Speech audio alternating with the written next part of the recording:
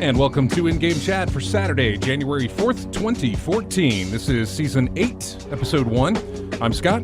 I'm James. I'm Dennis. I'm Jeremy. I'm Matt. And I'm RJ. Holy cow! Never have we had this. Well, we have, but it's been a very long time since we've had a full house in the building with us for the first show of Season 8 for us. And welcome everyone to the show. Welcome everybody in the chat room. More, old friends in there. Bibbs is in there. And Moltile, and of course Nabokov has joined us, Stufu, and others in the chat room. Speaking of the chat room, if you'd like to get in touch with us, you can find us on Twitter at InGameChat, as well as over on Facebook. You can email us, everyone, at ingamechat.net.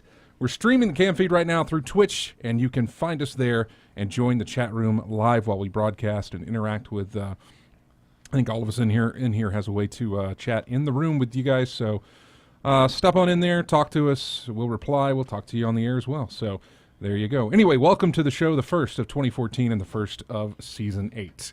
And the first game that I finished for 2014 would be Assassin's Creed 4. I wrapped that up, and I also finished up Gone Home today, jumping in there. But anyway, let's start with Jeremy. Welcome back. What have you been playing? What have you been doing? It's been a while, a couple of weeks now since we've talked to you. Really? Mostly I've been playing stuff on my tablet. Like what? Oh, man. I played Anodyne, which is a Zelda-like game. I want to say we have some music from that. Really? We play in some of the bumpers, yeah. I haven't gotten terribly far into it, but I've enjoyed it so far. I've been playing Spell Tower, and so far my best word is voxel. I know I've got just tons and tons of Android games I've gotten from Humble Bundles over like the past couple years. Is this just a time thing that you're playing these? Is it just a convenience thing, or is it just... Yeah, it's a convenience thing. I want to play something, and I don't even know what 3/4 of these are. So I've just been going down the list when I have a minute and I'm bored. I'm like, I'm going to just try the next thing on this list. I don't know what it is. Yeah. And several of them have been really that can be a fun way to play games. I don't know if you want to do that with your Steam library, because there's...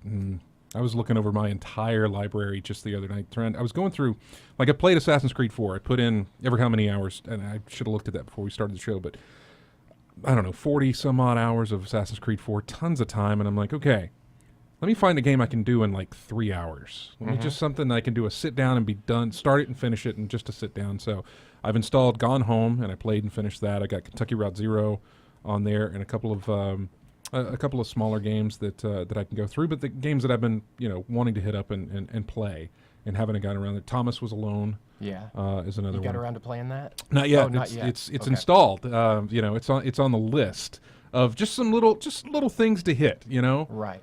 Before I jump into my next big one, which I haven't yet figured out what that's going to be, because you guys were talking about Dishonored before the show, and I thought I'm going to do that because I was thinking about Witcher 2. To try and get through that before March. I still got to finish Witcher 1. Yeah. Wait a minute, March? Yeah. Is March the window for 3? Really? No. March is the window for no, you're talking about Infamous. okay. Oh, All right, so you're jumping ahead to... Yeah, March is the window for Infamous, and I'm just stressing thinking... me out there for a minute. I'm sorry. I was like, I got to go. You I got work to get done. I'm only in Chapter 2 of The Witcher 1, and... Gotta go get some more Witchering done. I have to witch... As far as we know, Witcher is this year. We just don't know when this year, so... Jesus, thank God. But yeah, just been thinking about what to do. And you said you got Dishonored, or somebody gifted it to you? Or? Yeah. I haven't played it yet. Okay. I'm going to, but yeah, it's there in my Steam library waiting for me to get back. It's not a bad playthrough. It's I don't know, 12, 15 hours. Yeah, somewhere around there. I see. It's a little bit troublesome because I guess it depends how you play too. Yeah, it's a nooks and crannies game. Yeah. You know, it's a. But what's behind that door, and what do I got to do to get up over there? And I really don't want these guys to see me because like stealth is more fun, and no, that fight didn't go so well. I'm going to reload it and try it again. That's something I could end up sinking a lot of time into. It just depends on what I'm bringing with me. That's exactly how I played it. I think I put in probably 15 to 18 hours. Okay. That's not including the DLC. That's around where I was as well. So, but it's not horrible. Mm-hmm. Yeah. Well, you were asking me like what other stuff I was playing on there. There's one in particular that you may have to get, Time Surfer. It's just a little game where you got a dude on like a surfboard and like you press a thing to make him go down and you ride these hills that like shoot you up fast. You're trying to outrun the end of the universe. The reason you're going to want it is because you can turn your dude into a DeLorean. Oh, okay. Yeah. Yeah. I'll pick that up. Oh, sold. You can also use a blue box. Nice. But, Oh. Yeah. Which is probably the reason you picked it up. It was just in the Humble Bundle. Oh, It's okay. another Can you thing, like- turn him into a Jameson bottle or something? You drink enough, he'll be anything you want. You can outrun the end of the universe. He'll look if you like have enough anything food. you decide. I'll be like, yeah, he's a Jameson bottle. Also, Star Command is fantastic. I have heard about that. Highly recommend. Of everything I've played so far on my list, Star Command was really. I don't really think you good. were here for it, but I had played it a couple of weeks ago, and I don't think James was here for it either. But it was an iPad game, and it's called The Room. Yes, I've played The Room, and that is. We've talked about this. Right up my alley. It's a puzzle game, and it's just a fascinating, just wonderfully atmospheric, well done puzzle type game. Oh and, yeah, I love The Room. Loved it. It is on Android right now. I think The Room 2 is coming out soon Room 2's out on Okay. on your on iOS. your iDevices. Yeah, I don't think it's on Android devices No, just not yet. yet. What does the room do? The Room? Is it art game? I mean, you say puzzle game, but is it like? I mean, it's beautiful, but it's. You know, that's not what I mean. Yeah, I know. No, it doesn't feel like that. No. Okay. It What do doesn't you feel do? that way to me. I mean, do you agree, or what do you? No, I'm it basically it starts with you trying to open up a safe, but not like conventional dials. Pretty much, or it puts you anything. in a room with an object, and it just leaves it up to you to figure out how to find out how that object works and how that object you can tinker with various switches and pulleys and such on it. And eventually, you figure out that wait a second, this that I pulled over here relates to this other side of the object that I have to input these numbers and this, and you open up and you just go deeper and deeper and deeper within. Those things never turn out too well for me. It It always turns out look- it always turns out like the guys from 3 Men in a Boat trying to open the tin of pineapples. Hey, somebody out there is going to get that reference. And like where you try 100 different ways to try to get into the tin of pineapples because you didn't bring a can opener, and eventually you just wind up picking it up and chucking it into the river. It's stuff like that always ends up poorly for me. I never played it and thought I got to tell James about this. It never crossed my mind. in those kind of games, the exit button is always your solution. Like when I played that, I'm thinking I got to tell Spigot about this. If that gives you an idea, Yeah. maybe. So that's that would. Yeah, here we go. Nabokov says it's a logic-based deductive treasure box simulator. He comes up with some good descriptions. That's a very good one. Logic-based deductive treasure box simulator. Like a Jameson bottle.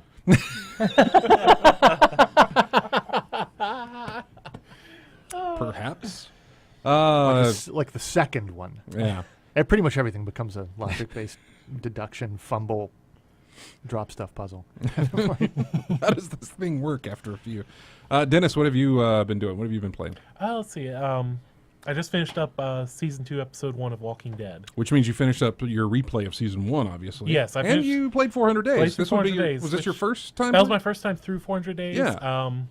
The ending, I only got the one girl, Bonnie, to go with you. to go with Tavia. Yeah, which I was all right with.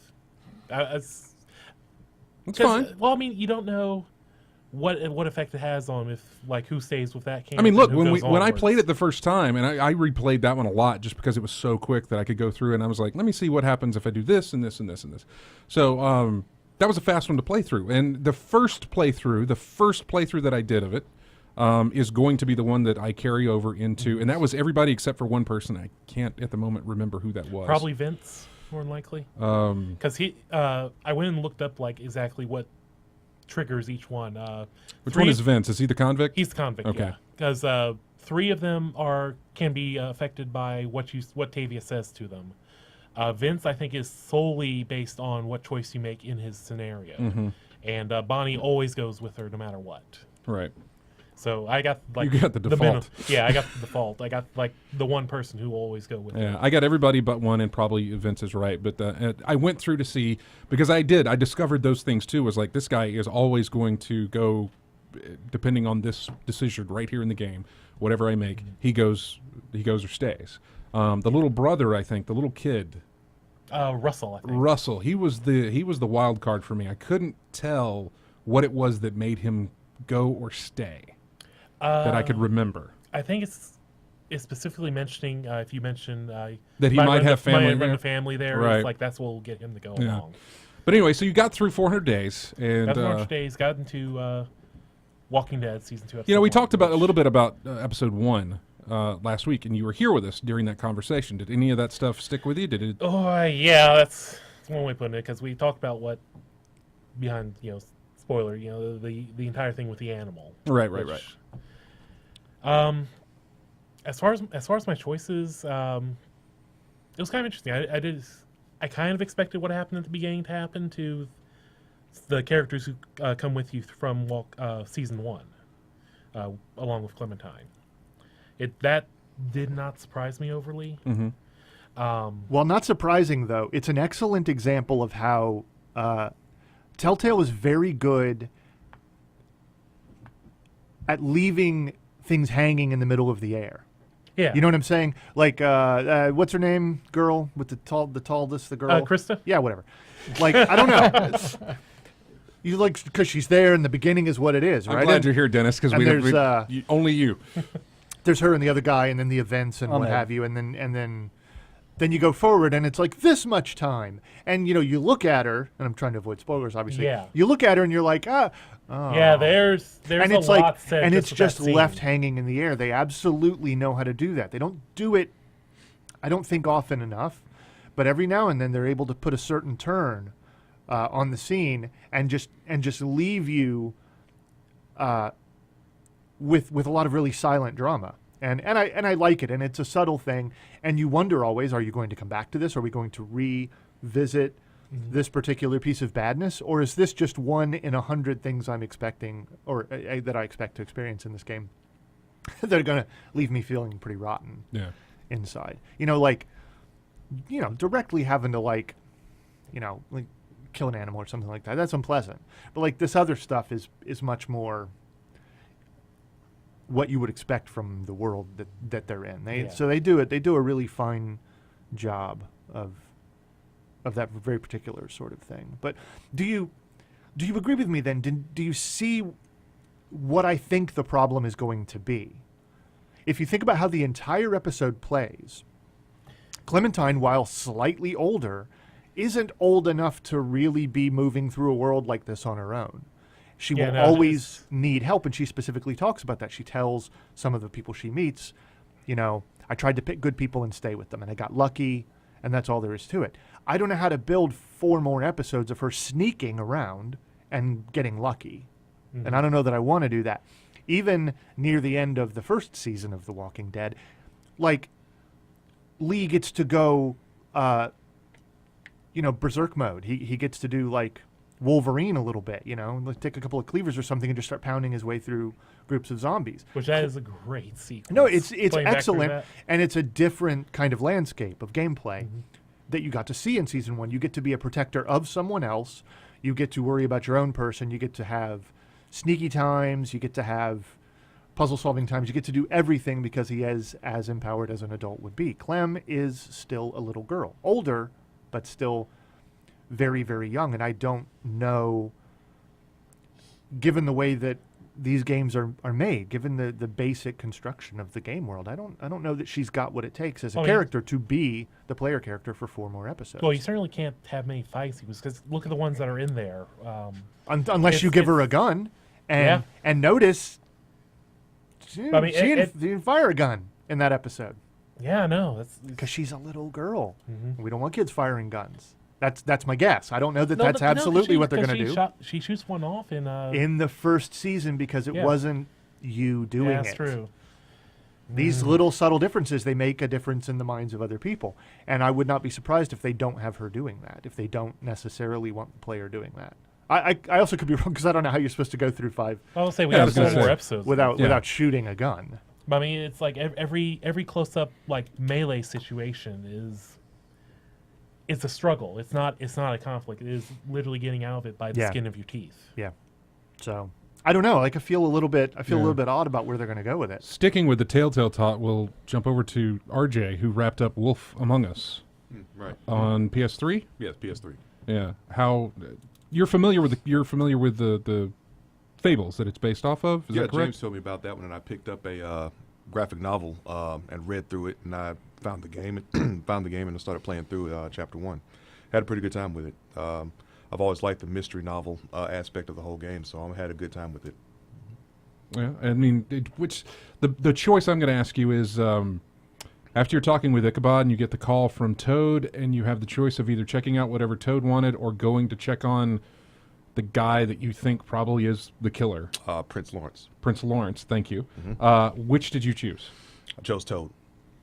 Have you gone back through and replayed it to do the other I've decision? gone through it, but I plan to keep my first original save. I understand. No, that's Yeah. fine. I'm in the same boat of that, but that seemed like such a big difference. Yeah. Considering what is going to come, depending on which way you went, as far as the next couple of episodes. Yeah, I mean, two completely different, very previews different of the things. previews of the next episode, very much so. But I went and saw Toad first, and I saw the repercussions of that when I saw Right. the intros Right. after on. So, anything else you play with?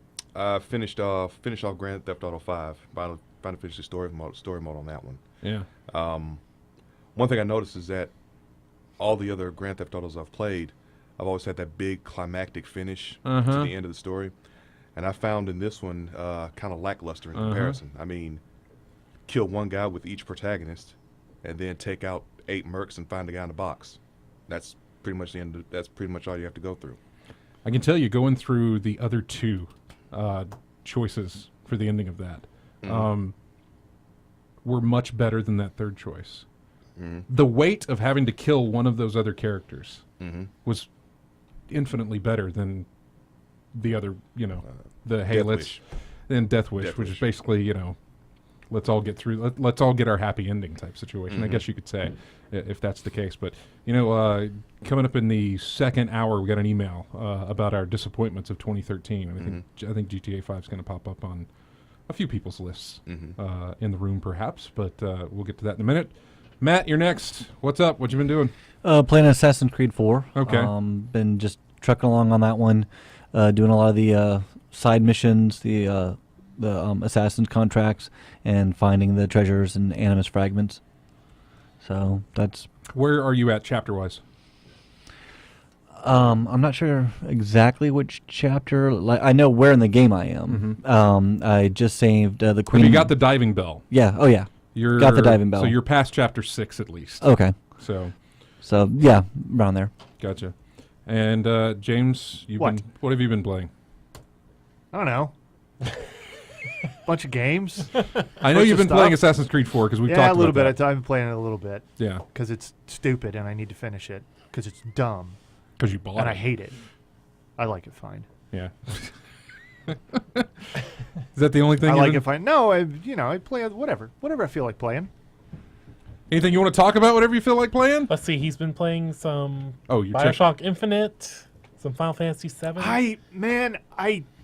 Why is Burial at Sea not good?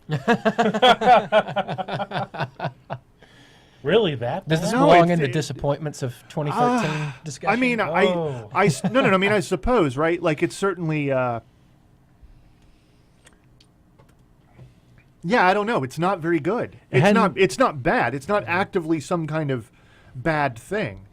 It is very much the disappointing nature of the gameplay of Infinite. Poisoning the much better environment of Rapture, I suppose. I found it completely. I like a little bit of the mystery that they're indicating. I like some of the design elements, and I think jumping back into some part of the spooky story that never really made a whole lot of sense between the two characters anyway, I think that's perfectly great. That's fine. It's just not, man, it's not there. And I was okay with Infinite. I would like to be very clear that I was actually okay with Infinite. And I thought that it was a bit like a really nice magic trick, and I thought that it was something that was an awful lot of fun to play through and experience and be a part of, but I don't know. I needed the magic to be there because the gameplay most certainly wasn't there. It definitely didn't catch my attention and hold my interest as Infinite did. Yeah. You know, because I started playing through it, and then I just sort of just put it down and haven't really gone back to it yet. Well, does this have anything to do with it being a part one? Because this is a 2-part DLC, right? No, man. No. Okay, it is just It like, sucks all on its terrible. own. It doesn't need the absence of part 2 and anything to not be any good. Like, it's just not there. It's just not clicking. Nobody's actually performing a magic trick, and that's what was happening in Infinite. Yes, the gameplay was really terrible. Worse than the gameplay was the compromised environment design. And I know we talked about this half a year ago, but if you go back and look at what was originally intended to be the gameplay of BioShock Infinite, and I don't mean like drawing board stuff, but I mean like legit, we're showing you gameplay. It was a much more varied, much more complex experience. And it all got trashed, right? And that's fine, because we don't want to scare people or make them try hard. We just want to, I don't know, we want to bloviate, we want to talk about philosophical precepts and jam them into our game to the point where it displaces all the actual gameplay. That's perfectly fine. And everybody's ranted about it, and that's okay. But the game itself was a thing. It had a feeling and a really distinct flavor, and it was, I could be in it and be a part of it for the duration, because I thought, like, I could just ride this tide of whatever this emotion is, you know? But the, I don't know, Burial at Sea's not doing it. It's just not there. I can't even put my finger on what's missing. Good stuff, apparently, is what's missing. I don't know. It's nice to be back in Rapture, but really, like, it's like two distinct halves, even in part 1. There is a half that is nothing but hand-holding exposition, and I mean that literally. You don't even have a weapon. And for the second half of it, all of that is gone, and now it's nothing but weapon, essentially. And it's, I don't know, like is this a comment on BioShock Infinite? Is this you talking about why your game sucked? I don't know. I can't tell, but it's not good. And how dare it not be good? It's your job. BioShock. Be kind of good in some way. They made the promotions for it look good, and I don't mean the trailers. I just mean the promotional art and everything else. Yeah, really. Okay, fine. Like, no, yeah, I'm she's just smoking saying. a cigarette, and she's got the soft light, It's like got a a noir film, type feel and to her, it. like, you know, her breastises look nice and everything, I guess, or whatever. I don't know. That wasn't my point. I like noir, and I thought that looks like. I only point that out because I think 90% of what made BioShock Infinite good was Elizabeth.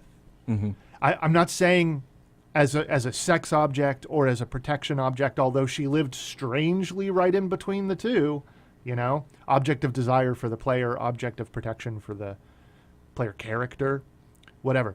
They put so much effort into her, so much effort into her physical design, into the render of her character. Her character itself, I am certain, had much more detail in it than any other non-player or any other character in the game. She was designed as a beacon to always kind of draw your attention. She was designed to look good and sound good and dance cute and be a thing, you know? And I could see that they were trying that, you know, again in this different type of design. And I don't know, it ain't working. And it made me mad. Not because like it actively did something to infuriate me. I got bored with it, and that really made me mad. It's like 2 hours long. How could I possibly get bored with that? But it did. Well, it is very rare that we get phone calls on the show, but we actually do have a call, and we're going to take it now. This is Mike. Mike, welcome to the show. Where are you calling us from, Mike? The swinging city of Prattville, or known as Pratt Vegas. Pratt Vegas. Yeah, well, few of us, James and myself, from Prattville as well. What's your? Thanks for calling. Number one, what's your question? Well, thank you for thanking me. My question is, I've always enjoyed since the '98 version Microsoft Flight Simulator, and of course I have the latest version of it also, but it's getting kind of musty around the edges. It's due for a update, and I haven't heard anything from about Microsoft having any plans of updating it, especially with the opportunity to use all this satellite imagery and stuff to really freshen it up and make it more realistic. You gentlemen heard anything on that? I think the last thing that Microsoft did for the flight simulator was the Microsoft Flight, and it's just of Hawaii. No. And Alaska. Oh, really? Yeah, because you can't say just Hawaii and Alaska. But I mean, it's not the world. No, it wasn't the world. It was a free-to-play, freely downloadable, free-to-play Microsoft flying game with I think the simulation aspects were a little limited, but more importantly, it was just a few limited environments. Or initially Hawaii, then Alaska, and you had to purchase with real money. You had to buy the planes and the locations, and it was heartbreaking. The news of that game and what it would be, and the fact that Microsoft, at least as of a couple years back, I don't think said have they any were out of plans. the game. Yeah, they have no plans. They of said they actually had doing they it. said they had no interest in it, and it was to hear you say that, to hear you come on the line and mention Flight Simulator, really, it is heartbreaking, because not only is it as a genre, as a type of game and a genre, it's almost not represented at all. Mm-hmm. You find the occasional combat sim. Yeah, DCS is doing a lot of DCS stuff. is doing them. A10. There's still a Sturmovik will pop up every now and then, but the nature of the gameplay from a civilian flight simulator, it was reaching the point of perfection. And you mention exactly what we could have used: all of the satellite imagery, all of the freely sourced, highly detailed models, all of the enhancements to network communication and stuff that we have now. Especially Right. And, you know, the Oculus Rift would have been a perfect addition to simulation. tablet integration. Tablet at second screen. It's so much easier to do multiple screens on a single PC, which was actually very hard, even as of the time the most recent flight sim came out. Yeah, it's our understanding, and we're all pretty salty about this. Because we love, I tell you, we love flight sims. Loved them. And they have not said anything that I'm aware of in years that they're at all interested in publishing again. Yeah, I know. My time when I was living in England, the British are really big about their simulators there too. They have like tons of magazines where you can get discs with like free satellite images, free aircraft, all that kind of stuff for the older flight sims of Microsoft. So I mean, there's still stuff out there. It's just nothing new, which is really unfortunate. Yeah, I really enjoyed it, and you know, you can spend a lot of time on that. It's kind of engrossing, but and I've also enjoyed those combat simulators, and even the other. Let me see, I can't think of the name of them right now, but that F-22 fighter combat simulator. Was that a was James? pretty good. Matt? I believe that James F-22? did. Yeah, they did. Novalogic, I think. Oh, okay. Okay, Novalogic. Yes. I know James had one also, as well, just also like the Joint Strike Fighter, and they had the USAF. Remember that one back in the day? Yes, I do. Survey sim. There's Mike, a few people in the chat room suggested War Thunder, which is a free one. Again, these are combat flight sims, so it's unfortunately you're just civilian flight sim. Stick with the old ones that you know. It may look bad, but it's the best you're going to get from that for that situation. And then another one is Wings of Prey. That's a World War II one. And that's a World War II one. So I will say, for what it's worth, a friend of ours that used to play flight sims with us a lot, a friend of ours named Kevin, spent an enormous amount of time in the Microsoft flight. Yeah. Partly because it legitimately was a really fun and good experience, as long as you were happy in one of the few environments provided. But it gave him enough, you know. It slaked his thirst enough. It is not, you know, it's not as comprehensive as doing like a full transcontinental flight or something in real time, in an airliner or something like that Yeah. in real time. But and it's certainly not as modular. I mean, that was one of the really good things about that previously. And obviously, combat flight sims are going to be represented to some degree or other, because it's combat and it's fun and you can build a game around that. But sometimes don't want to kill anybody, don't want to drop any bombs, don't want to have I just want to fly. just want to fly. I just want to get up there know. and I want to fly and I want to have my simulation moment God, and that was try fun. to do something difficult as well as I can. I miss it. I'm right there with you. I miss it a lot. Take Well, off and those land in DC. Yeah. Just something fun like that.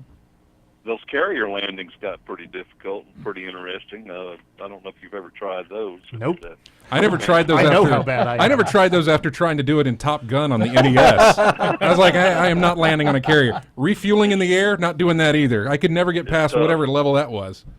well, gentlemen, thank you for your input. I sure appreciate it. No, we Thank you appreciate for the the call. call. Thank you, Mike.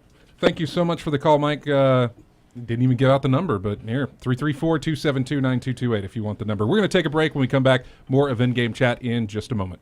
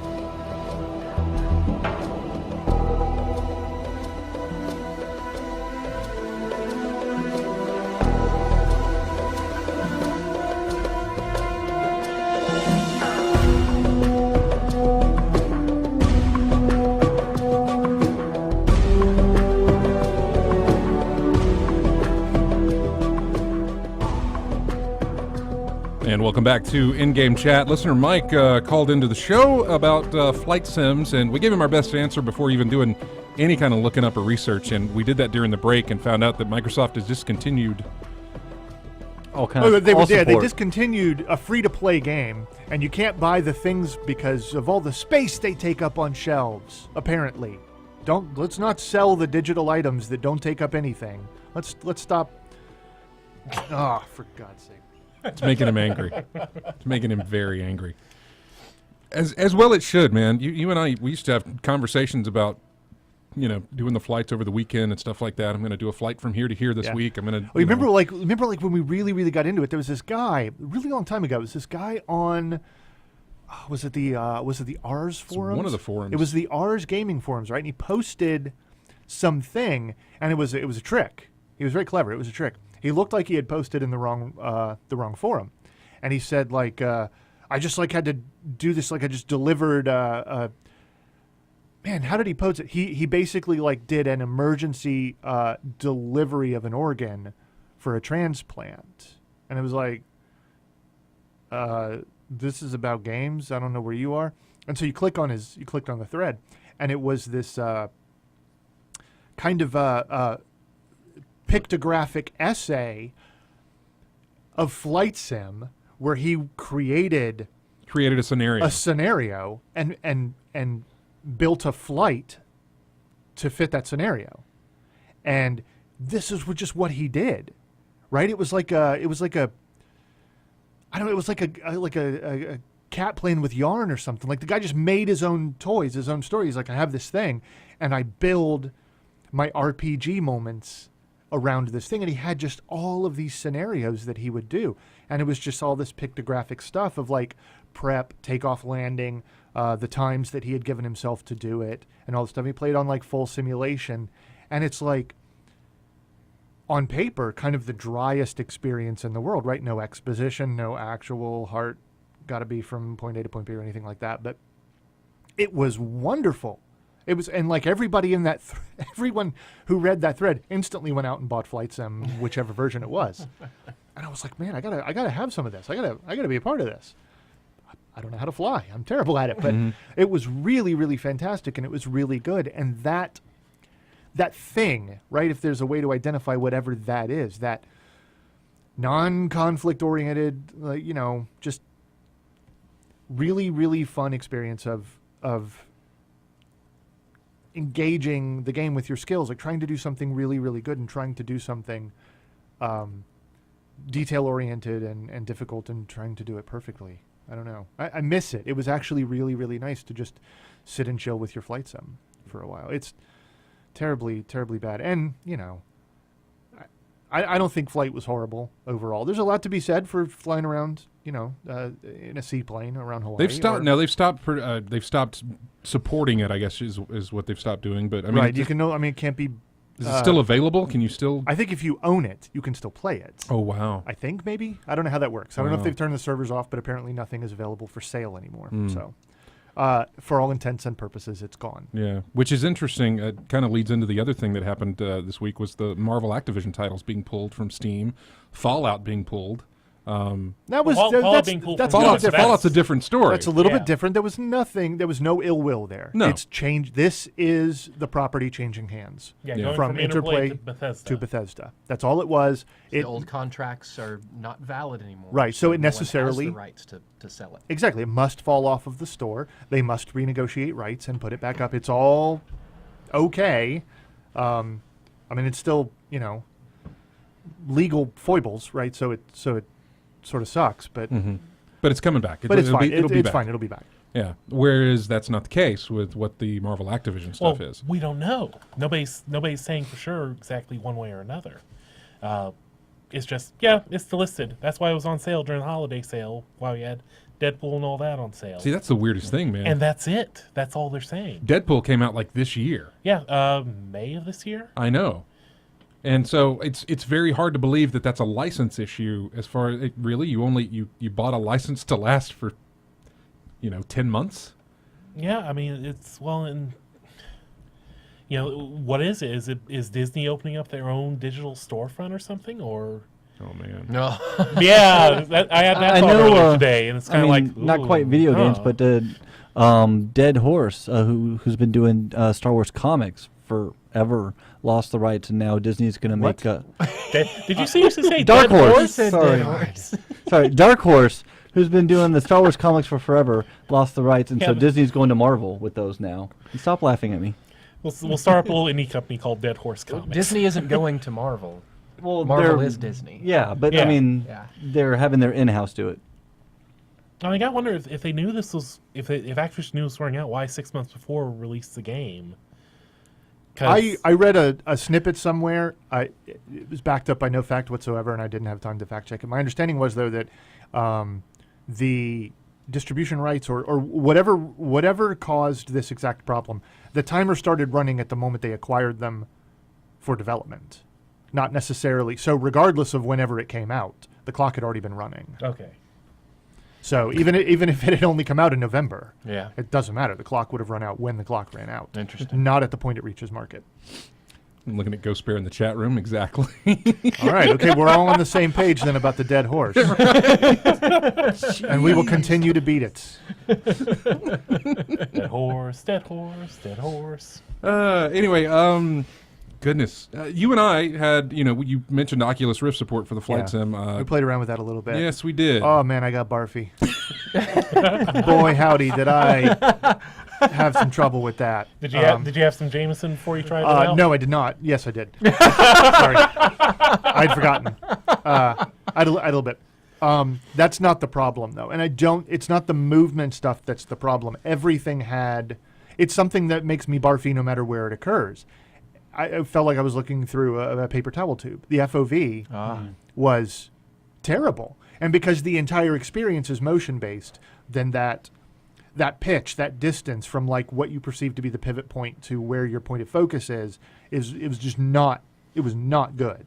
It was not good. It's a low resolution device, which is unfortunate, but that's why we're looking forward so much to the consumer version. Right.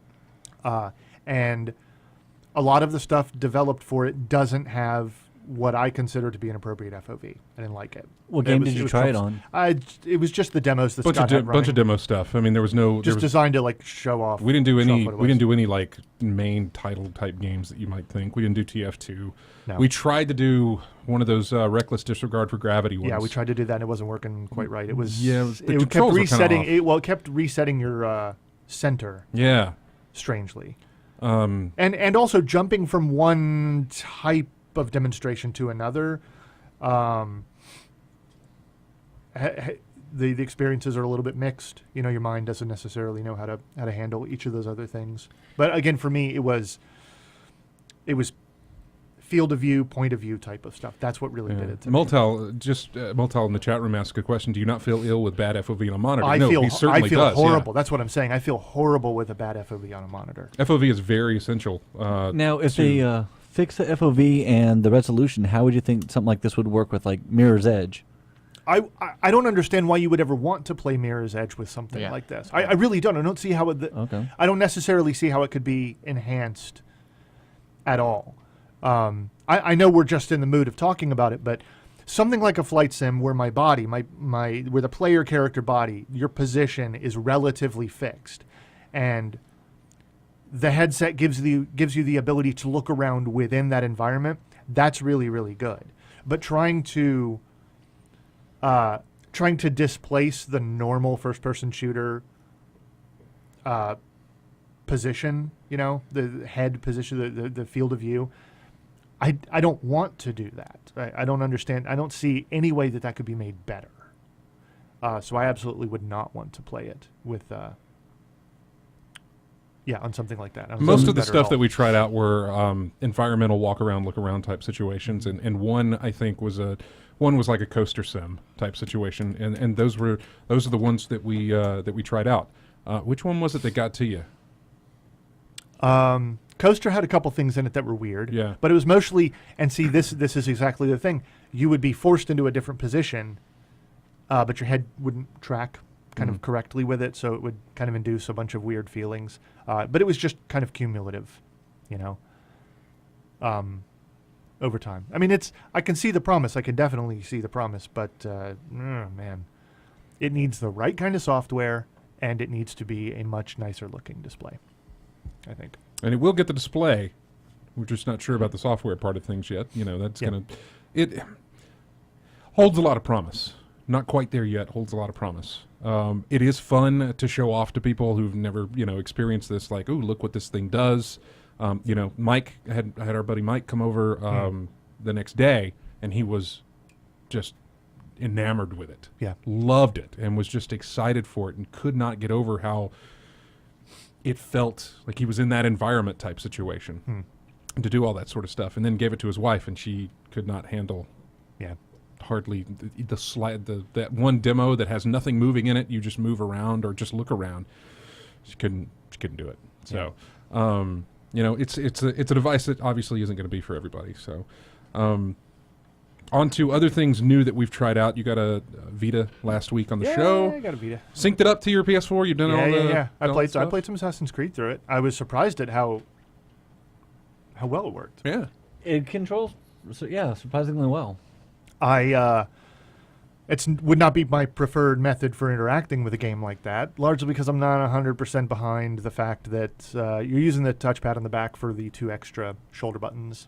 That's a little bit weird. Resogun, I tried that one on it as well. Oh, and that well, one yeah. works okay. better. Yeah, I would imagine that something like that would. But just the quality of the remote play experience was better somehow than what I had imagined it would be. It seemed pretty good. I don't think that's going to be something I do an awful lot of, It's better than moving the PlayStation into my computer room, but having it there and being able to interact with it completely, not just starting up a game and at that point being able to stream the game, but literally being able to interact with the system as a whole.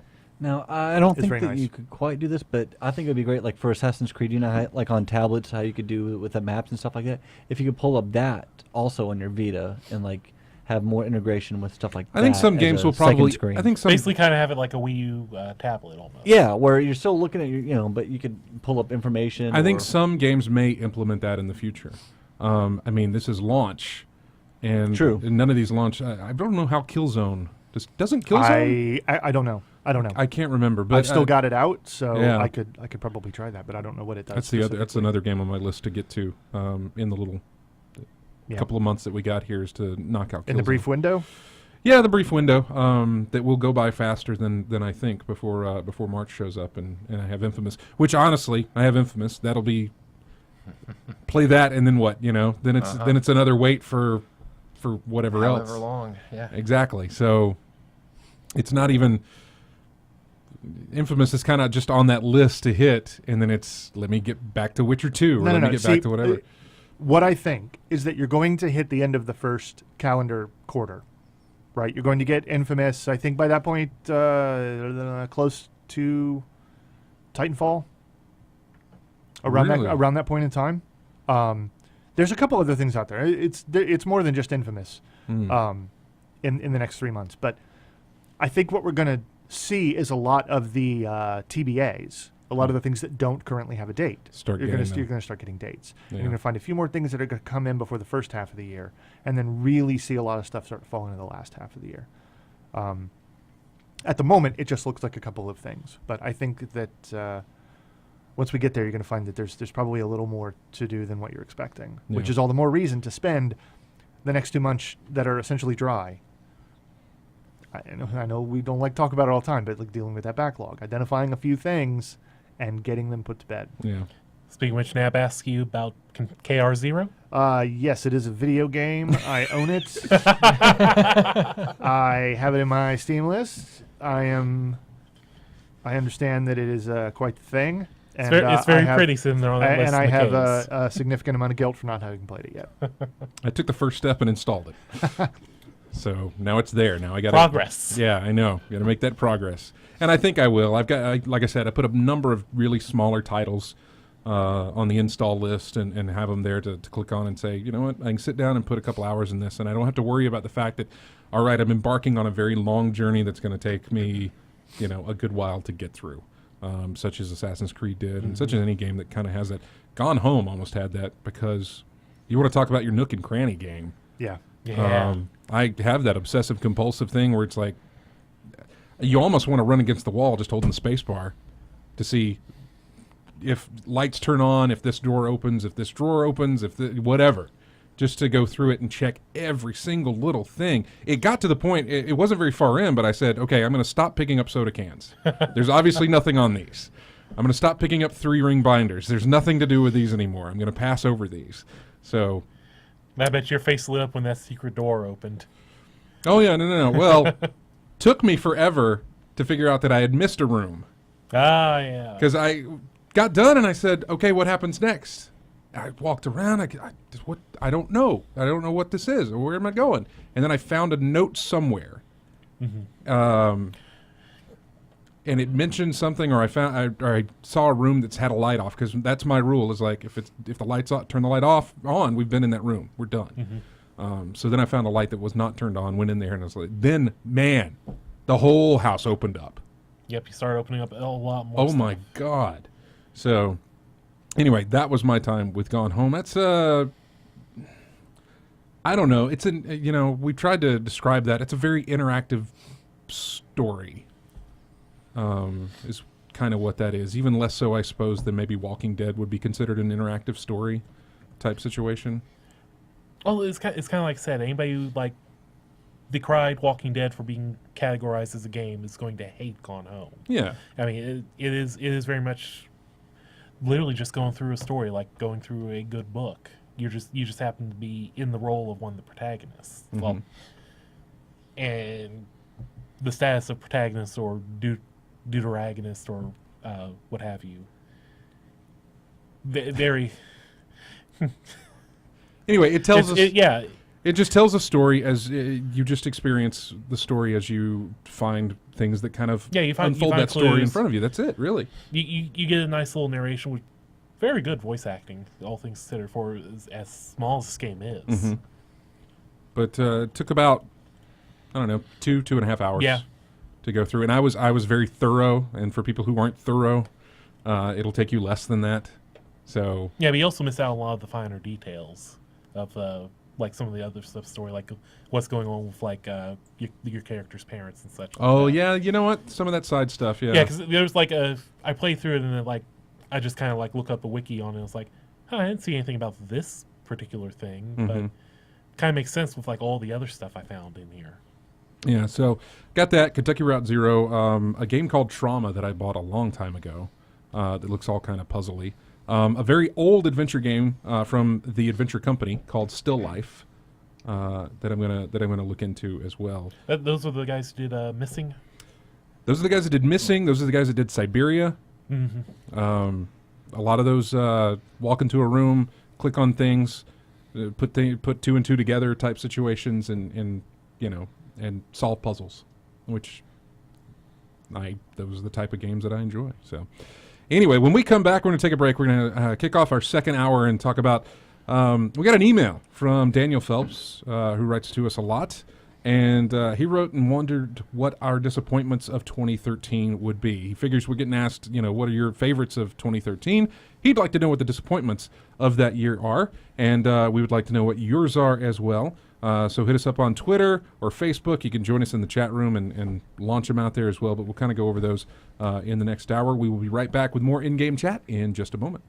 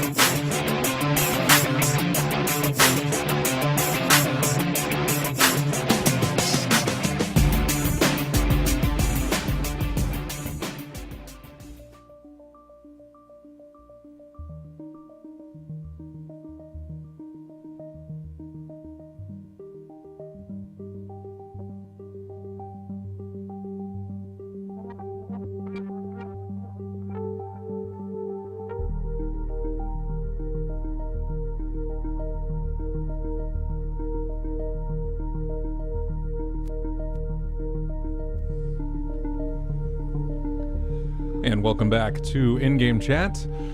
That is music from a game called Call of the Wild, being made by a guy named Anthony Case. It was on Kickstarter, got funded, and he is currently in the process of making that game. Again, Call of the Wild from Anthony Case. We got that sent to us from Nabokov Fan. He asked us, to get this played on the show and kind of mention it, give this guy some support. And you know what, Nab, you've been a long-time listener and supporter of the show. You ask, we'll do it for you, man. So thanks for sending that in. Really good music, actually. Anyway, welcome back to the second half of In-Game Chat. And we got an email in from Daniel Phelps, who writes to us a lot saying he knows that we're going to be asked about our favorites from 2013, but he wants to know what our disappointments were this past year. And that could go beyond just games themselves and into the gaming industry as a whole. And he'd also like to know what we're most looking forward to in the known future coming up. So as far as the disappointments, I will throw out two that stick out for me. Grand Theft Auto 5 was a disappointment, but SimCity was a game I was really hopeful for. I was looking forward to it. Well, Nabokov's been screaming for somebody to say that the whole show. So. I know. Yeah. And again, I'm not doing him a favor just because of that. I'm just saying, that was a horrible game. Yeah. Had a horrible launch, and yeah. I mean, I didn't even play it, but I was disappointed it turned out to be what it was because, SimCity's a thing I like to get in on. So I was disappointed that it wasn't, more SimCity and less whatever it was. Broken? Yeah. Pretty much. Broken, small, not good. I can get over broken, man. Like, broken can be fixed. I mean, past a certain point, right, whatever, it's detrimental, but broken can be fixed. And it was largely fixed. It was just still not good. No, the design was terrible. Yeah. It just wasn't a good game. It was a mighty small game with terrible simulation. And you need those things. I would put those things at or near the top of a list of things I wanted to include in a SimCity game. A city and simulation. Those two things, I think, are probably the key to success. Maybe next time. But I don't know. Yeah, the brokenness, the onlineiness, the DRM-iness. Yeah. I mean, it was all actually is not that big a deal. It just isn't. It wasn't about making a great game. It was about we want to make money off SimCity. Yeah, that's exactly it. That's exactly it. And it was just a stupid game. That's terrible. Because it's still a stupid game. Who took another look at it? Did like a second look it was Kotaku. Kotaku had a thing where right, they did. I remember that. When they initially reviewed it, they were like, not now, right? Because effectively what they were saying was we can't tell the difference between this is just a mess. And trying to pick through the mess, we can't tell how much of it is broken by design and how much of it is broken because of a poor implementation. Yeah. And so they gave it a really, really long time to the point where you could basically say everything classified as dysfunctional or malfunctioning has been repaired. And what do you know? It's still a turd. So I do think that was interesting. I thought there was a very good conversation about maybe you should have said this at the beginning. No, it's really, really good that they want to take a second look at something because, like it or not, this is just the state of affairs. Games are going to launch broken. If you still have any interest, it's worth taking another look at them later. But it absolutely cements it as a disappointment of 2013. Yeah, quite large disappointment. On a different level, BioShock Infinite. The disappointment from it really didn't settle in until I had more time to process with the game. And it basically, I liked what they did with the story. I enjoyed that sort of aspect of it, but it was the combat mechanics and everything else that we talked about on the show. Yeah. The environments weren't right for what they were doing. I believe that the environments are the thing. When I look at the end game of that, I'm fine with it. But if I have to take it as a whole and what it is, and the trek to get through all of that to get to that point of enjoyment of what made it what it was and what made it the point of I know you got to suffer through this, but getting to the end will hopefully make that worth it for you. Yeah. I felt like playing it. I wasn't playing BioShock Infinite. I was playing the story of BioShock Infinite with a FPS kind of attached on there, kind of stapled onto it. Like it felt like the FPS section was not at all felt good as part of the game. I mean, it had its high points, and it had great things that we can talk about what it did, the music, things like that. It had some great stuff, but the majority of what you do in that game was not fun. And it didn't make sense. Right.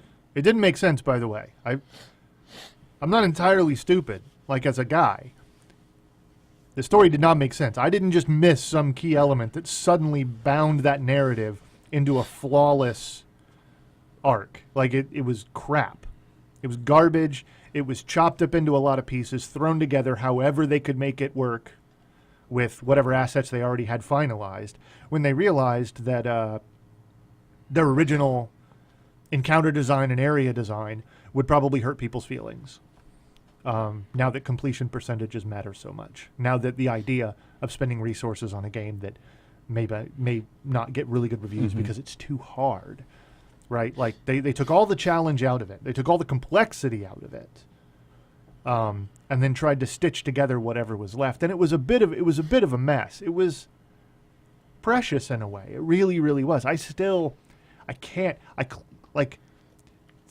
The part of me that feels emotions still reacts a little bit when I hear the Barbershop Quartet arrangement of God Only Knows. Like, it's so perfectly a place and an idea and an emotion.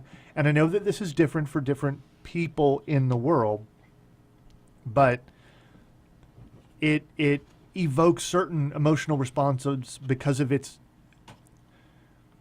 the branding of its religious perspectives is a peculiarly American type of thing, and it was very, very American. And there are parts of it that game that are drawn from real moments in times and landscapes and history that are kind of back in the DNA of just about every American, and they tug at us in a certain way if pulled right.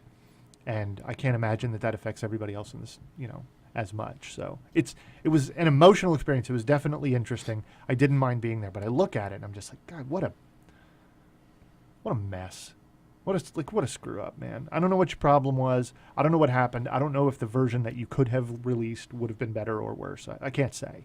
But just sad. It was just sad, Now there's some games that would make the list that I'd rather us all picking the ones that we've played and experienced, kind of that we were excited to be for, but they turned out disappointments for us. I mean, you can throw out some of the obvious titles, the XCOM revamp or whatever that was that they did. I don't know what that was, but the XCOM Bureau. Well, I understand that wasn't as much disappointment now, but we talked about this back when that was all we got for XCOM. That was coming out for XCOM was this. The thing that would become the Bureau, we were aware of long before the thing that would become XCOM Enemy Unknown. Enemy Unknown. Mm-hmm. And if the disappointment was in their handling of the message. Yeah. We thought that the only way we were getting a rebooted XCOM was through some kind of third-person, cover shooter type thing. And it was like, no. Hey, look. Yeah, there's two reboots. There's two reboots. Yeah. And all of a sudden, everybody was okay with the bad version because it's over there being bad and nobody cares. Yeah, from what I heard, it wasn't terrible. Yeah, it wasn't good either. Yeah. And the other one, it's okay. The other one, and I look at Matt on this. Go ahead. I'll let you. I don't even have to. Go ahead. My two biggest, I'm sure anyone who's listened to me throughout this year knows, my two biggest disappointments this year is going to be Aliens Colonial Marines, because it was terrible, terrible, terrible. And also the closure of LucasArts and the foregoing of 1313. Right. Phelps did ask. Daniel did say that to go into the games industry type things, your big disappointments there, and of course it would be yours. And I know James we've talked about a little bit about was LucasArts really done great? And I could only think of their last great title came out for me was 98 with Grim Fandango. Good God, man. As great, absolutely great. They've had good games since then, no doubt, and games I've enjoyed, but that pinnacle of what they were, it's been a good while. I don't think we have to lament the greatest thing a person has ever done when they're closed. They haven't done anything. Yeah, and true. I mean, Fracture, I didn't even try Fracture. I mean, there's a point in my life where if it was a LucasArts title, I owned it. And I was even going through my old my CDs folder that I had, and the first several The pages. last good thing they did came out on a CD, man. That, Come on. something. But I mean, so like Fracture, I didn't own. Some of like the Star Wars Connect, I don't have a Connect, so that's not even my thing. But I was really excited. If you had a Connect, that you'd have had that game, I'm sure. What about the? Well, you don't have a Connect either. I was going to say the 13.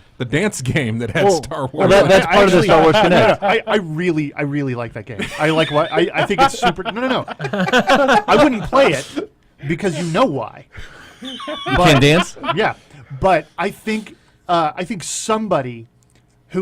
people who are incredible Star Wars fans sat around and helped make that game. Because everything they did, like all the doofy little dance moves and all the names they gave to the dance moves and the way that they kind of like, yeah, I know it's grotesque if you grew up and are of an age that we are. But Star Wars has been grotesque since '97. Honestly, since they started re-releasing the original trilogy, absolutely just the last the THX before the special edition. Yeah, I mean it's not good, right? I'm not saying it's okay because it's gone on for so long, but this isn't a new thing. And in a way, if you kind of roll with this particular punch and look at it, it's all like very clever, very tongue-in-cheek, and it is absolutely the kinds of jokes we have all made outside of canonical Star Wars things or licensed Star Wars things. It was nothing but Star Wars jokes that, were married to a stupid video game. But it was in its own way like very, very cutesy and clever in a neat, wry, kind of fun way. It was not just a poor treatment of the light. It really wasn't. But it doesn't really matter. It's Star Wars Connect, and so there you go. It still doesn't count as something that should be missed at all. No, under any circumstances, because the studio is gone. You're merely lamenting. You're sad because it's not 1998 anymore. I've been that way for you several haven't years. been a whole man since 1998. To be fair, I don't think he was a whole man in 1998. Yeah, I don't know. Yeah. There aren't many of us that made it out of the late 90s unscathed. True. And it's not fair. It's not good. You should not. There's But always a thread on Gaff, right? But there was a thread on Gaff recently talking about, all right, suddenly 1998 again. Like, how would Game of the Year be perceived by the people who are now here?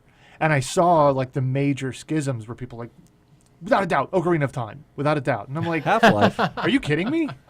What are you on about, man? Like, I mean, clearly I know how old you were back then. I couldn't, forget about it. Like, it's got to be Half-Life or Yes. Tribes. Yes. It has to be all these things. And point being, the thread blew up into a long discussion about the games of '98, and everybody just routinely forgets it wasn't a good year. It wasn't even a seminal year. It was the year. Too much came out. Too much new IP. Too many things that were the best they have ever been and were better than they ever would be again. You can't. I know your problems with LucasArts, and it's not the closure of LucasArts. It's not even the death of 1313. It's not that. It's that it's not 1998. And you haven't had another 1998, and you're not gonna live that long. No. That's not like a jab at the fact you're going to Afghanistan. Sorry, that was more of like how long it's going to take before any kind of industry develops in that way again. You're never going to get the late 90s again. We are where we are now. The best thing that could happen to LucasArts was that they get shuttered and forgotten.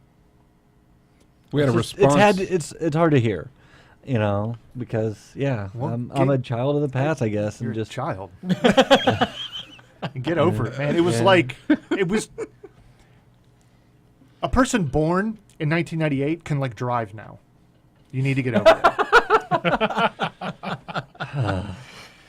For those that can't see, on the webcam, Matt's face just fell when he said that. It was pretty good. We had a response. I posted this question to our Facebook page, and Nathan responded saying, one game that disappointed me was Guild Wars 2. Was that this year? No, but you can be disappointed in Guild Wars 2 whenever, I'm sure. whenever you like. I'm sure.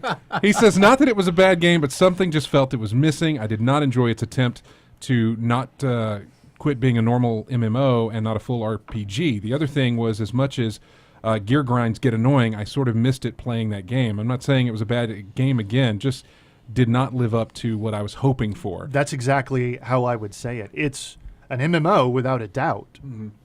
And it's certainly wonderful to know that if I ever had an itch to go back to it, I don't ever have to pay a subscription fee or anything like that again. And it is a very well-kept game and a beautiful game. But that's about it. You run around absolutely aching for something else if you've ever played an MMORPG before. And this is something, he's saying something that I've tried to make a point on before. You may not like a lot of what you do once you've identified it as a grind. It's the idea that there's always that group of people who wants to come into an MMO and tell you, like, wake up, sheeple. It's all just a Skinner box. It's all a trap. It's all a blah, blah, blah. Man, I know. Why do you think I keep pressing the button? Because cheese comes out, man. I know what it is, and I like it. It is my escapism. I press the cheese button with my friends, and we get, like, better cheese. And we are aware of how it works. We are aware of the random number generator gods and how much they hate us or like us at any given point in time. We are aware that it is required to grind these things out and it's been drawn out. But we also understand that it's about meeting that behavior pattern kind of heads up and acknowledging it. And if you ever don't like it, stop playing. But if you recognize that some fun can be had with it, then that's good. That stuff doesn't really exist in a game like Guild Wars 2. It is really only about the cosmetic side. I know we're talking It's a shame. Guild Wars 2, and that did not come out in 2013. Another game that did not come out in 2013, but almost did. I believe Star Wars: The Old Republic. That came out in 12, right? December of 2012? No, actually, that came out in December of 2011. Whoa. Is that right? I think so. Wow. Yeah. No, it came out in December 2011. We're still disappointed about it. Never mind then. Man, I thought that was 12. Nope. Wow. Well, on the subject of things that didn't come out, Might as well just... In No, well, that's a 2013. fantastic thing to get started on. So you go right ahead.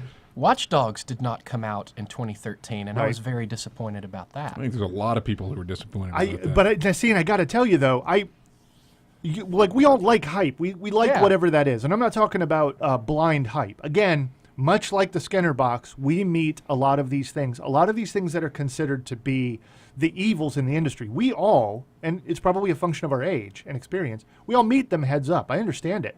Hey, is there hype here? Is it good hype? Yeah, good hype. I'll take some hype. And it's fun. It isn't about overstaying its welcome. It isn't about another open world game that looks like it's going to be about collection or whatever. There's fun to be had in that. I would prefer it be more Far Cry than Assassin's Creed, but we don't know. What I do know is that every time they showed video of that game, it got worse. I don't know how that's possible. But the more they showed of that game, the worse it looked. And I don't usually get oversaturated, so I don't think that's what it was. I think it just looked like crap eventually. And I was very disappointed. I was looking forward. I want to hack stuff with my cell phone and shoot a guy or something and be in a city, and I don't care, In the same way that I think Assassin's Creed 4 would be superior if it was just pirates and none of the Assassin's Creed trappings. I'm hardly alone in that. I feel like, in a respect, Watch Dogs looked like it was trying to be the modern era of Assassin's Creed that we always thought Desmond's story should have evolved into, but without any of the trappings, without any of the garbage, its own narrative. We also all knew, without a doubt, that initial reveal was lies, Yeah. lies, lies. They are all lies. But the fact that they couldn't even lie around the amount of... I don't know. I don't know. Whatever their problem was. Still don't have a date for it. We are in the new year. It's a little disappointing, and I'm wondering if it's even possible for them to give... And you know what else I'm afraid of? I'm afraid it's going to turn out like BioShock Infinite. Right. Yeah. Because One that game game, existed that completely game just different. was like, nope, done, sorry, we'll be It back. disappears for a while, comes back with a different face on it. Yeah. And that's what I was just about to say, was I'm curious when they start the promotion machine up for that, what we get. Yeah. It'd be great if they just acknowledge it and say, remember this? And just kind of acknowledge what happened or something like that. They won't. No, they never will. Yeah. They never will. And even if they did acknowledge that something had changed or that something had happened, they aren't going to be honest about it. Yeah. And I'm not even saying I'm not going to say that is wrong. what do you want them to do? Hey, turns out it was crap. And we spent 3.5 years developing crap. And it wasn't until we showed it to everyone in the world that we realized we had wasted tens of millions of dollars. That's it. They cannot say that, and you will never get it. And anytime someone says it to you, then that's the lie, because that's the business that they are in. I just don't know that it can be fixed if it is indeed is kind of broken in the design. And I fear what's going to happen to it will be what happened with Infinite, that they will go back, they will look at every asset they have available. They're clearly too far along to scrap it. They can't really go all the way back and start over. They've got to do something. And what usually comes out the other end is compromised. Yeah. It may be playable, may be all right, but it's compromised. That's and what an ugly experience. I say it's a rare opportunity. It's coming to my mind, and you guys may have a better example or may have another example, but BioShock Infinite is one of the few that I've ever seen where we saw something different than what we ever got. And after we got what we did, we became, or at least I became very fascinated with what once was. Yes, so did I. So did I. What did what was there? And see, we're not talking, this was one of the, not to beat on a dark horse, but. All right. There are clips, there are snippets out there in their published materials where you can watch it. There is no way that the narrative was ever originally anything like what it's supposed to be. Right. It was all like, it was something completely different because the relationship between the two main characters in Comstock was demonstrably different. It's in the dialogue. Yeah, So, Comstock was more like a generic Colombian politician. yeah, and he was specifically at odds with other major people that he was eventually amalgamized with.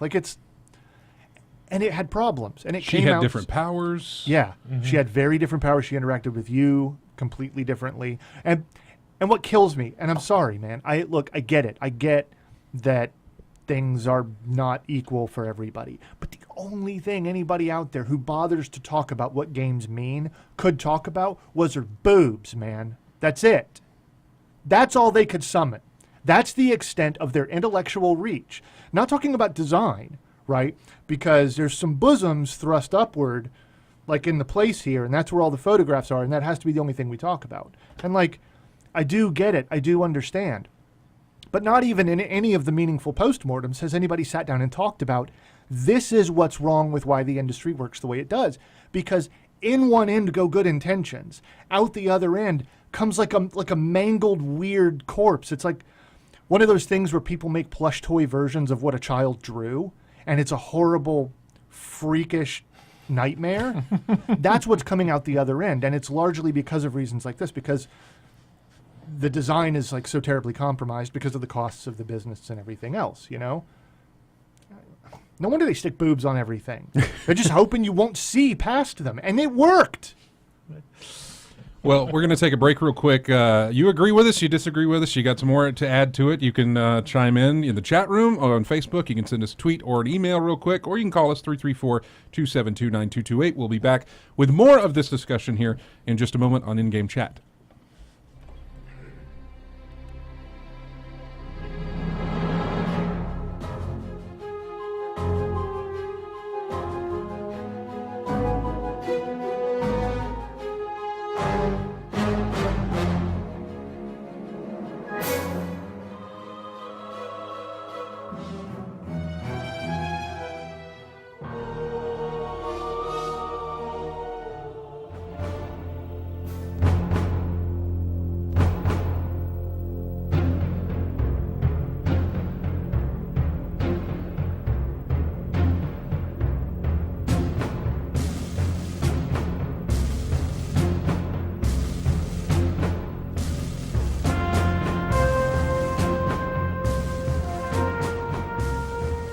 And welcome back to In-Game Chat. Going over our disappointments of 2013 and kind of stretched out beyond there to just cover some of the disappointments that we either thought were 2013 or close to it, and just disappointments overall in general. Look over to RJ now. Anything that you found disappointing this year for you? Well, Lack of fighting games released? No, I'm fine with that. Oh, good. I'm going to go along the lines of what Jeremy said, something I felt should have been out in 2013. I'm kind of disappointed in Sega for their handling of Phantasy Star Online 2, because I believe that game came out in Japan a year and a half ago, and we were expecting I was expecting a domestic release, and it hasn't come out yet. And the delay has been so long that people have made patches and programs to take the Japanese version and make their own English version. And no official word from Sega of Japan that I know to put the green light on an American version. So that was a disappointment in and of itself. So right now, all I got to look forward to is the Singapore version, I believe, that's coming out, which already has English patches and menus and dialogue that I can install on my system when it comes out. If I've never said it before, I'm glad you're on this show. Mm-hmm. I'm so glad you're on this show. Different takes. Well, I would never have known any of that, man. Mm-hmm. That's a title I don't follow, and it's a title that I would have glossed over in any kind of news item. Yeah, it was just something I had a lot of fun with on the Dreamcast and PC when it came out with Phantasy Star Universe, and I was looking really forward to the sequel to Phantasy Star Online. It just never came to be. I just have to get the Japanese version, but with fixes. But there's another version coming out that I can look into, unless Sega puts out the announcement that they're going to do a domestic version. I'll be going that route. You have a love-hate with Sega, don't you? Well, not hate, just disappointment right now. Yeah. For that title, anyway. Maybe it'll be like typing of that overkill and just like come out of nowhere. It's like, here's PSO2. Have fun. Yeah, maybe. Doubt it, but I can only hope. I can only hope. Jeremy, you had mentioned that Watch Dogs was one of your disappointments. Were there any games that came into the... We've pretty much covered all the games. The only other major disappointment I can think of for me in 2013 was the Xbox One announcement through release. I had a note about that too. Where you at on that specifically? Because I want to. I was thinking about how horrible we all felt when they unveiled it at E3, and talked about TV and sports and TV and TV and TV and sports. I think you forgot they also talked about TV. Yeah, I'm glad you mentioned that. And up through their mishandling of the DRM question and the lackluster specs and just the entire, like, everything between April and November was just horrible. Every time the Xbox One came up, and that was disappointing. There are no console warriors in this studio, by the way. There are no fanboys. There is nobody who inherently prefers one platform over the other because of fanboyism. It's all either. I mean, the case of RJ, it's even more just library based and history based. But it is not. None of us would ever specifically cheer the failure of the Xbox. We have promoted the idea, if only in the hopes that if it crashed, that they would learn valuable lessons. That's about it. But yeah, it was a terrible mess. I even regret, and I hope you'll understand the context of this statement, I regret their reversal on all of their policies. I don't think they were going to be nearly as usurious as people think. I just don't. I don't think it was going to be all that tragic. And you're getting shed of plastic discs one way or another, man, whether you like it or not. Yeah. It's going to happen. And that's, whatever. That's neither here nor there. Whether it would have been as bad as we thought or anything else, that's not my point. My point is it would have been more interesting to see whatever it was. We never actually heard what a lot of it was going to be. Because they weren't very good at telling you what it was going to be. They were pants at it, man. They were terrible. And so we never got the full message, and I just would like to have heard whatever it was, if I could then point and laugh at it, if I could mock it, or claim that, yes, actually, truly, this is as bad as people say. But it's so much of it is based on people's memory of the last 8 or 9 months, not anything that actually happened, because they were at cross purposes. They were arguing against themselves. It was all just hot garbage, and Sony just didn't say anything. Yeah, it's, whatever, not doing anything. And so it made for just a mess, just an ugly, messy conversation. I think it put a lot of, bad blood out there for people. And it reinforced people making bad decisions and defending bad decisions. And I don't know. I wish it had been a clean fight, I guess. Yeah. You talk about that, and another thing to add, he talks about the game industry as a whole as your disappointments. you really don't have to name any names on this. There's plenty of examples for you, but a lot of games journalism was a disappointment this year. And it's kind of an ongoing thing. It's an evolving thing. The conversation is changing, and I don't think it's changing for the better.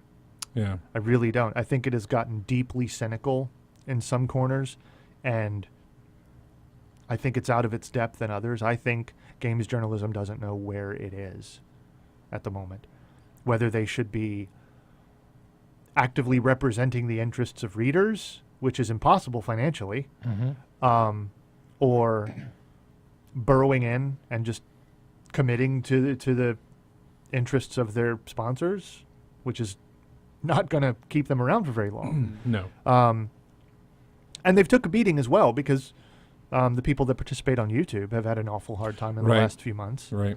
I mean, it's been a bad year in terms of evolution, and it's an ongoing series of changes, and it's like, that's always really ugly. Change is always very disruptive, very destructive, and I don't think we're in a particularly good place now. You know, there's nothing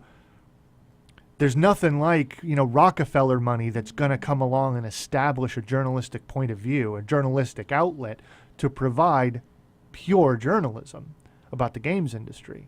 It's a propaganda wing funded by the games industry, supposedly representing the views of people, but they don't, not even the best of them. I mean, well, the best of them, sure, but they're not getting any real money, It's a nasty thing. It's real ugly. It's real bad. It ain't going to get better. I mean, we saw it.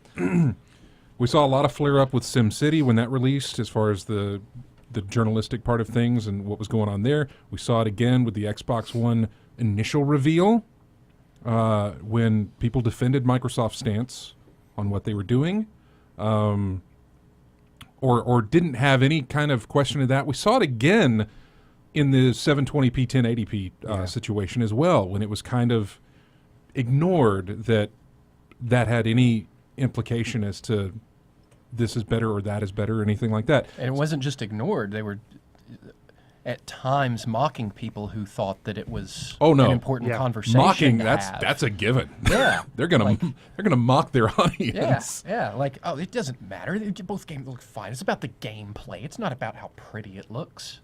It's about both, man. Yeah. It's about a lot of stuff. Yeah. It's an awful lot about a lot of things, and your idea is that you're going to tell me what matters. You are insulted. And in particular, console releases have always been about how much more pretty things They look. always have, They because they always have been looked a about lot that, more yes. pretty. But now, suddenly, the one time they don't, Yeah. it's unnecessary. Yeah. That's a factor that doesn't really matter. Like, why are we talking about this? It's fine. How many P's it has. Who cares? Stufa in the chat room says, I wanted to see Microsoft go forward their original Xbox One decisions just so they could learn a deeper lesson from it, not to see them fail from it. Yeah. But and I kind of agree with him there. Sure, go through with it. You might have just changed things completely or set a new standard or whatever the case. We don't really know what you would have done. You could have broken the entire thing, but it had been your failure on it, and we'd have either gotten something better from you next time, or you'd have made it work this time somehow. Haven't we mentioned in the past that it seems like every third generation from a console is the one that does the worst? Whether it's the N64, the Saturn, the Dreamcast. It's a pattern. It's a historical pattern. Yeah, That's so, absolutely the PS3 and now this. right. know. Because what we really wanted from Microsoft was to avert the curse. Yeah. And what we more want is for them to pull a Sony. Sony did this stuff. It worked bad.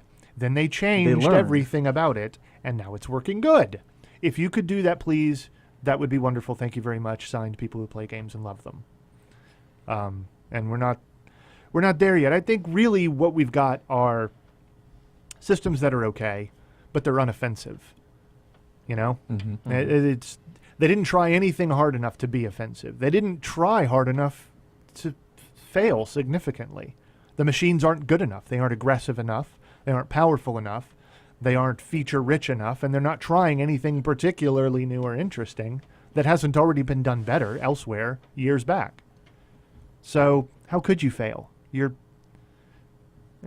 own my PS4. I like my PS4, but they're kind of boring. They've never been boring before. Never been bored by a console release.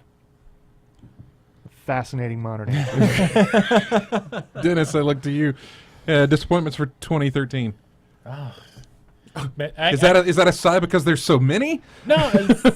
Well, I mean, you have games like Typing Dead Overkill, and it's like, no, 2013 was the year of the year. This is the best year ever. That's the only, because I'll play that game and be happy.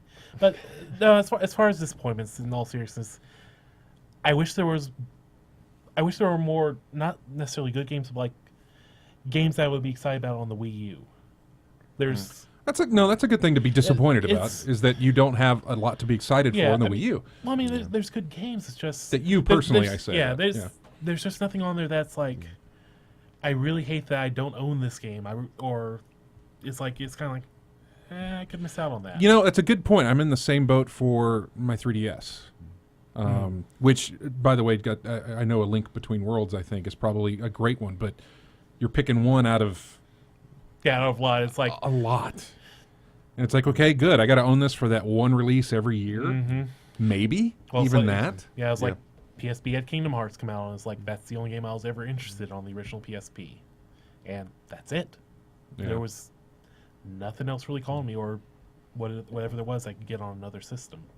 In terms of Wii U, the only game I was looking forward to was Bayonetta 2, but like I've always said, I can't justify Yeah, so you're in the same boat. Yeah. For just one game. I can't do that. Bayonetta 2 was an attempt to get people like you to buy the system. Yeah. Well, they failed miserably. Yeah, I know. I know. Come with more than that. Nobody's pretending Oh, otherwise. yeah, so was Zombie U in that. Yeah. I mean, I recognize That that it wouldn't have happened without their involvement. I do recognize that, but it wasn't altruism. No such animal in video gaming. Period, in my opinion, but that's another podcast. Well, what about yours? What are yours? I mean, we've gone over. There's a lot that fall in there, but any games that we haven't brought up? Nothing. Honestly, nothing specifically game related. I think disappointment infers that I had some expectation, and I have become very, very good at managing my expectations. I can look at a game and say, yeah, that wasn't very good in retrospect, or I'd hoped this other thing would happen, but it's never a big deal for me. I'm not driven by a wave of blind desire. I mean, I'm ravenously interested in playing everything that's going to come out, but I have gotten accustomed to a lot of disappointments, and they only take certain shapes, and I've seen plenty of them, and so disappointment is something a little bit different. Things that disappoint me are, what's going on with EverQuest Next? Yeah, really. The first module of that we were all supposed to be collectively working in, that yes, everybody knows it's just copying some kind of Minecraft thing. I don't care.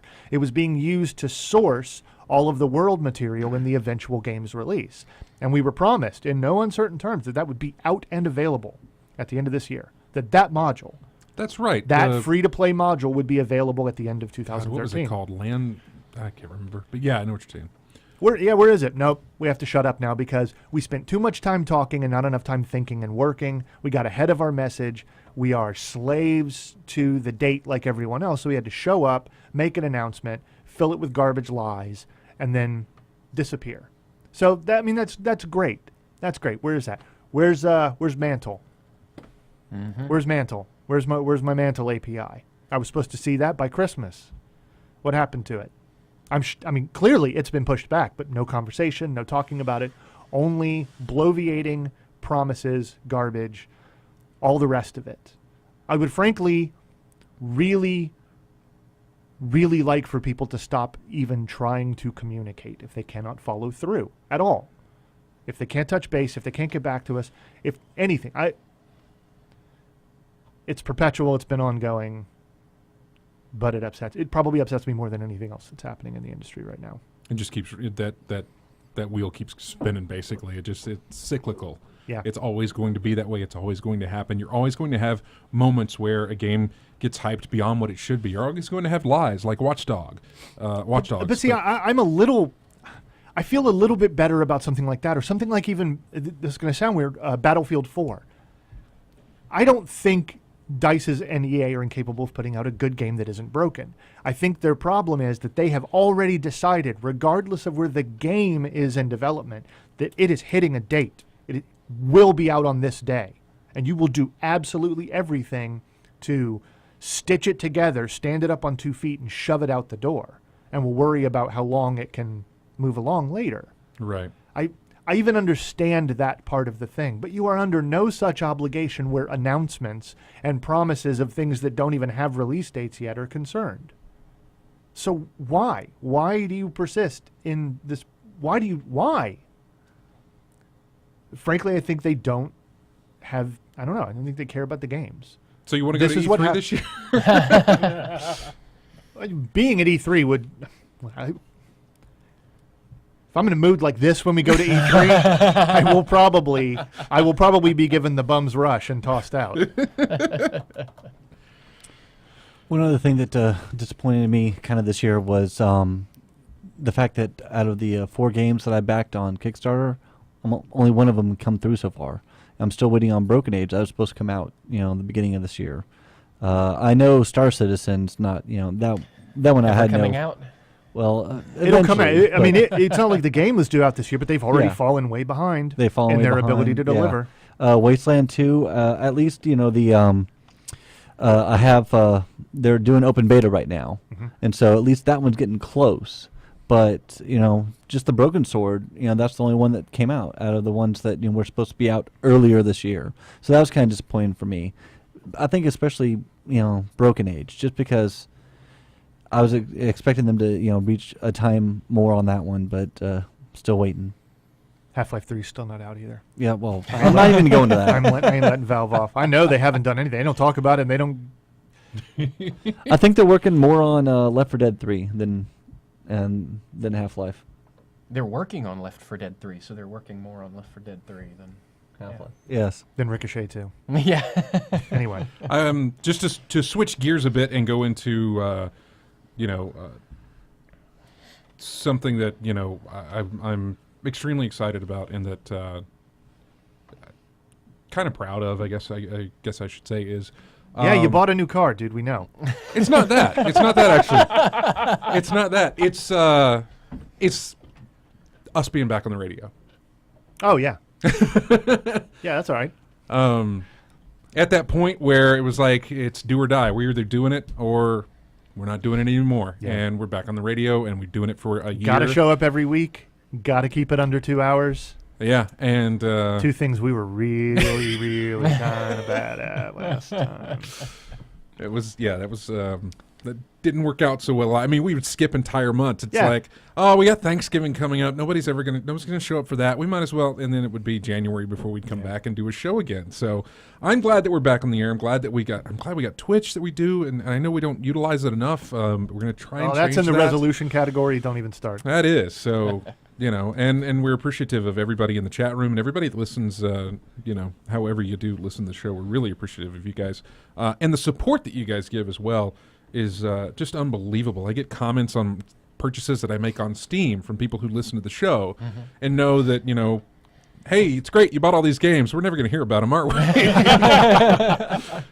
I'd really like to know if that's a really good game, but you're probably not going to play that anytime soon, are you? Because they'll see the bulk of games that you pick up during the Steam sale or something like that. So it's just great. You get the emails that you get from people, and you get other people who happen to just listen to the show and know you exist, and actually, and then you find out that they actually enjoy what it is we do. I mean, it's what we do anyway. We've been doing this for 7 years now. Yeah, we're starting our 8th year. Yeah. So lots of anyway. So that's it's just something I enjoy and something that I'm proud of. So thanks everybody in the chat room. Glad you're here. So anyway, we got about 6 minutes left in the show, and not much else to talk about, or do we? Well, speaking of Don't be weird. not doing things anymore, I'm not going to be doing the show anymore. This is my last episode. I've been thinking about it for a while, and it's just been getting harder and harder for me to do it. So this is it. You have babies. I know. And it gets harder and harder to keep up with them, and harder to find time to do other things. So it was already, when we came back to the radio, I was already only able to do every other episode. But it's, like I said, it's only been getting tougher. So whatever. I'll keep running the website and see if I can do some other. I mean, you'll still be behind the active. scenes. Will you still be joining in the chat? Will you still be popping in the chat room during shows and stuff like that, or you just sometimes I might. Yeah. you know? All right, cool. Like I said, I'll see what other sort of stuff I can get involved in. But this is it for me on the air. Yeah, and it was nice that you actually were able to be here when pretty much everybody could make it. Yeah, on the show. That was nice. You guys all showed up just we planned because, that. like, Yeah, right. Yeah. What? Yeah, this is one of the rare. I don't think since we've been back on the air that we've had everybody in at the same time. I think this is the first time that we've been back on the air that we've had everyone on the show with us. So glad you can make it for this one to be to finally be your last one anyway. So anyway, wow. Thanks for the 7 years, man. Yeah, Appreciate it. it's been fun. Because I tell you, when we first started doing this back in 2007, there were times that James couldn't make it. There were times when I it could was almost never make it. Yeah, you Yeah. couldn't. There were times Yeah, when I it was remember just that. me and you. That was stressful. Yeah. Stressful indeed. Goodness. But yeah, so thanks. Yeah. And it's not like I'm not going to talk to you again or something like sure. that. Yeah, so. it's not even weird for us. Yeah, It Like I isn't. think we're just trying to recognize that it's maybe weird for other people, but I got to hang out with him Monday through Friday. Yep. Although like it's no different to me whatsoever. We're still going to talk about games like all day, Yep. all week long. Yeah. So anyway, I guess that'll do it for the show. Yeah, that's it. Great to have you all in here. I hate that this is the last time it's ever going to You're such a happen. sap. I am a sap for 7 years, man. 7 years. Yeah, I know.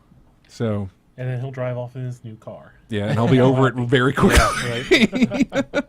Jira who?